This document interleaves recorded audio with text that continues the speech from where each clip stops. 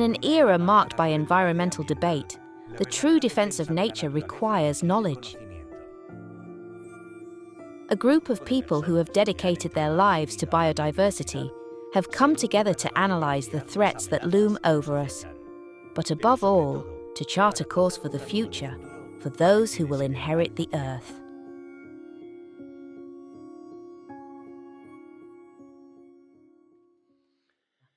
From my professional experience, what do you consider the greatest threat? Human selfishness. We are exclusively me, me, me. The rest doesn't matter. We don't care about the damage we might do to something or someone, as long as we can accumulate a little more. Climate change, for example, is idiotic. We have to keep plundering. We have to keep doing whatever we want. The greatest threat currently hanging over the entire biosphere is ignorance. It has crept in on us in an absolutely untimely, unforeseen way. There are those who boast of not reading, those who boast of lying, those who believe there's no reason to have consideration for others, and therefore even less for the rest of the world. But the rest is everything that is being illuminated behind my back right now. The rest is the forests, the springs, the fertile land. The rest is what allows life to continue, even for ignorant supremacists. The greatest threat to biodiversity, for me, is undoubtedly disconnection, unconsciousness. Our failure to recognize the value and importance of beauty. Because that's what leads to everything else.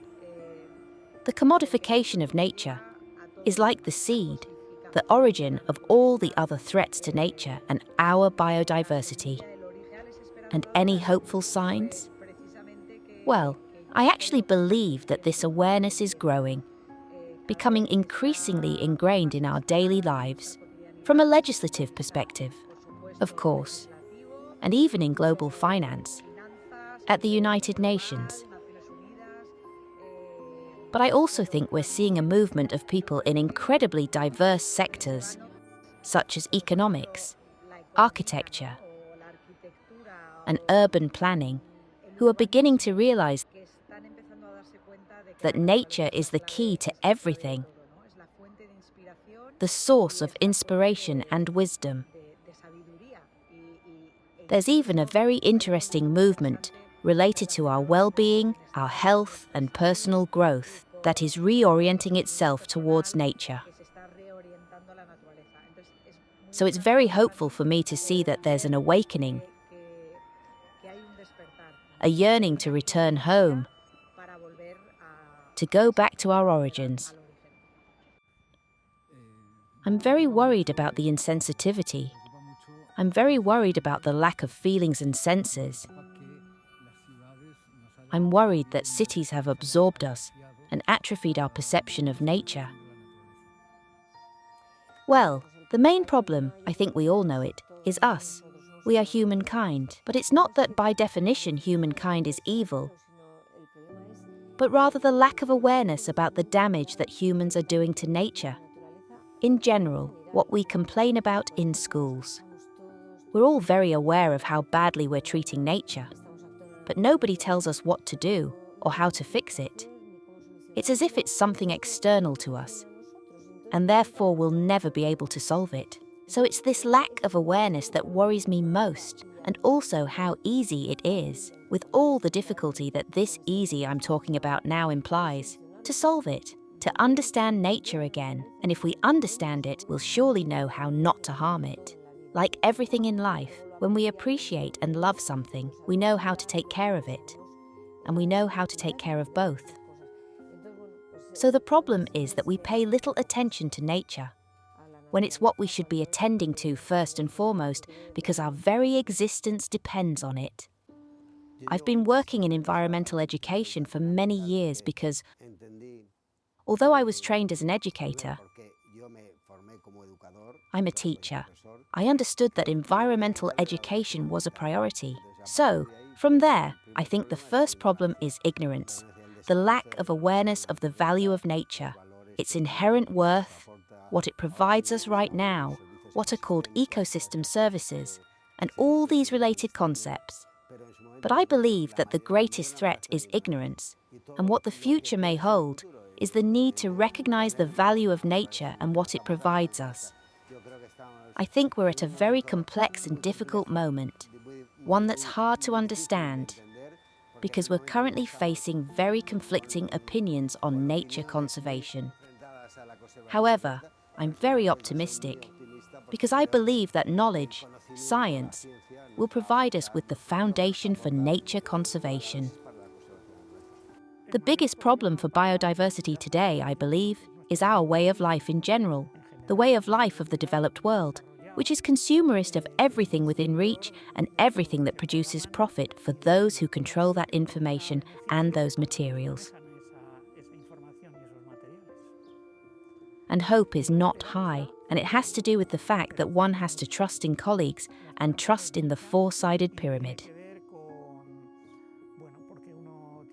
That is, if there is a difficulty, there is the possibility of overcoming it simply because the difficulty exists. The greatest threat, I believe, that the environment faces today is human activity. Without a doubt, human activity that is directed above all toward the exploitation of natural resources, but an exploitation that has become absolutely excessive. So, this lack of control over how we are using nature has caused very severe disturbances, sometimes even almost irreversible. Anyway, it's good to at least see that in recent decades, the trend is reversing somewhat. Let's hope that continues, because the problems are also much more pressing now than they were 20 or 40 years ago. So let's hope everything gets better. Steps are being taken, fortunately.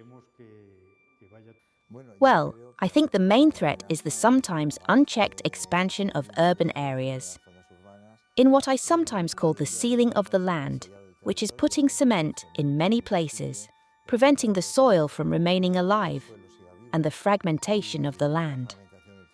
And then it's linked to the elimination of species, but sometimes the elimination of species is simply a consequence of this human activity of transformation. I think it's one of the biggest threats, also linked to the distancing we've experienced from nature. Many people have abandoned rural areas, the countryside, and have lost that connection with nature and understanding of it, and have often transformed nature into having pets. And that, for me, is one of the biggest problems, a danger to nature. Hope? Yes, the new generations, the children, the increasingly important programs, like the ones you do here at Grefa, those programs working with school children, I think that reconnects them with nature. And that's probably where the hope for the future lies. Those children we're gradually raising. Well, there's little sign of recovery. I'm quite negative. I've always had the idea that I have to imagine the worst possible circumstances to really see what can be done and try to improve it. So I see that what's being done in the countryside isn't on the right track, because dedicating all the villages to rural tourism, where there are practically no rural activities left, it is crowding people into an area that, in theory, might still be relatively healthy, bringing in a lot of people to pollute in one way or another. Because tourism pollutes, and it pollutes a lot, especially when the people who come aren't aware of the issues. There is no single threat to the environment that can be distinguished from the others, because they are all part of the same problem. The excessive pressure of a single, very abundant, very demanding species, our own, on natural systems, is the source of climate change, pollution, marine degradation, microplastics, biodiversity loss, and habitat loss. It all stems from the same source. As for the greatest hope, it is that slowly but surely, we are realizing that the planet's deterioration will affect us all, will affect our well-being, and we will probably be able to change things.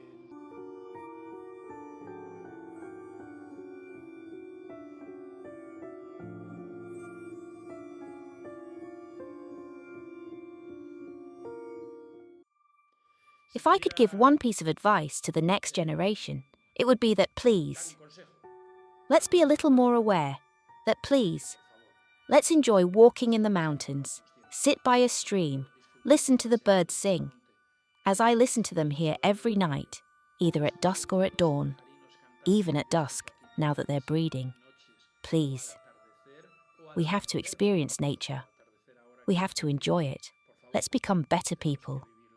Let's be more human. We always need this solidarity. And now, even more so. Otherwise, we will all pay very serious consequences. For all of you who are just starting out, for those of you ranging from a few years old to middle age, it's especially difficult to give any kind of recommendation. On the other hand, I could literally provoke you and tell you that I'm the person who has enjoyed life most that you can imagine. That I'm the least bored person in the history of the world. Simply because those who pay attention to what arises from natural environments spend their lives amazed and admiring. In that sense, the only advice I can give is to try it. Try it and see what happens to you. What you feel sitting quietly in front of a large, expansive landscape like this one, with horizons that allow contemplation of the distant, with birds singing, with water flowing close by. Of course, it's about moving away from the packaging of images, of emotions, even ideals, that are usually all diminished within a silicon prison, what we call screens, because it's about truly contemplating and letting yourselves, letting nature suggest what it's doing for all of us, and doing nothing. Because the one who contemplates in that moment does nothing, especially nothing that would damage what is being contemplated. Thank you, and may life bring you joy. Odile, just one piece of advice. The advice I would give is to go out into nature. To me, nature seems like an antidote to everything. But from experience, when a person, I think that discouragement, is throwing in the towel, giving up, is very linked to society and the system in which we live. And I even think that it's probably part of the system. That is, that it's in the interest of the system in which we live for us to have that discouragement. Because I think from there it's easier to radicalize and manipulate. And I think it's fundamental. Life is hope. Always, always. Life is creativity. Life is overcoming. It embodies the complete opposite of what the system in which we live embodies right now. So the antidote is nature. Nature from experience. If someone wants to throw in the towel, they should go out into nature. They should try to have an encounter with the species that populate our world. I believe this reconciles you with life and with ourselves.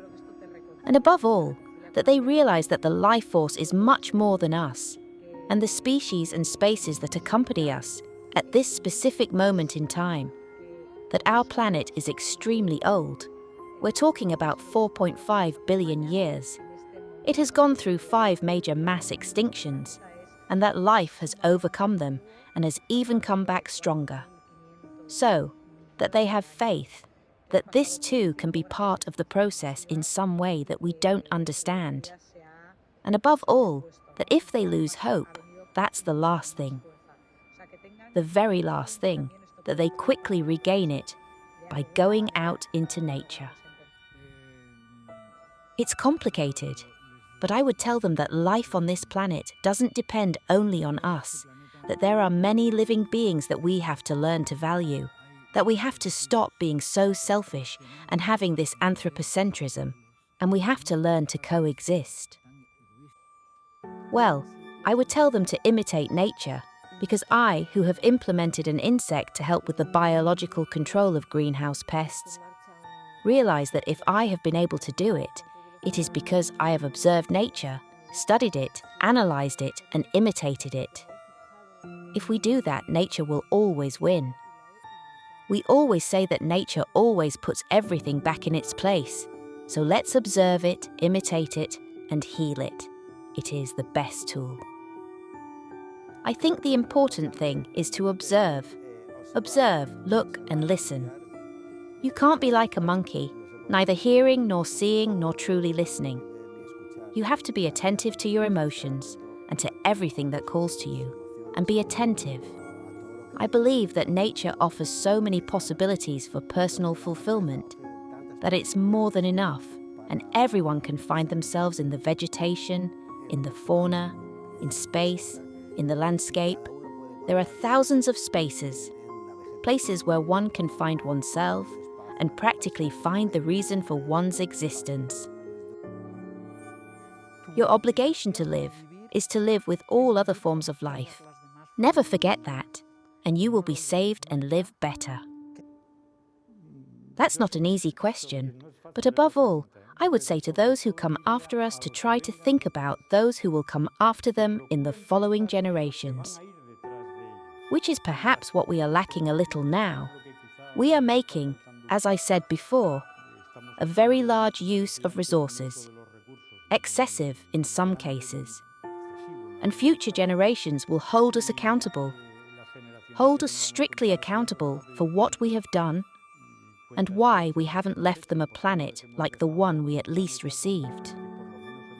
That's why the next generation, and the one after that, and the one after that, should think of others and take care of what they have in their time, so that it is well preserved and can be passed on to everyone else in the future. Because their future and their health lie in the diversity of their environment, in their nature. Not everything is about technology. We won't fix the world with technology. Nature has its own course. It has millions of years of evolution. It appeared long before us, and if we don't take care of it, it will continue after we are gone, but we will disappear. I think we need to start telling parents, because if we don't guide them, kids today are glued to their phones and their friends will take over. Parents have to take responsibility, even though in most cases they delegate to schools. Schools have to teach other subjects, but education, and especially certain topics, should focus on fostering a sense of responsibility for our resources. Because resources shouldn't belong to corporations or governments, they should belong to the citizens. My advice to the next generation, or to younger generations, is to keep fighting, to not lose faith, because a small effort added to many others can produce great changes. Darwin taught us that. Darwin, for example, said that the effect of a single earthworm was important because, since there are so many, they were able to transform the soil. Just one of us can, through our work, convince others. And together, with many small actions, we can achieve a great change.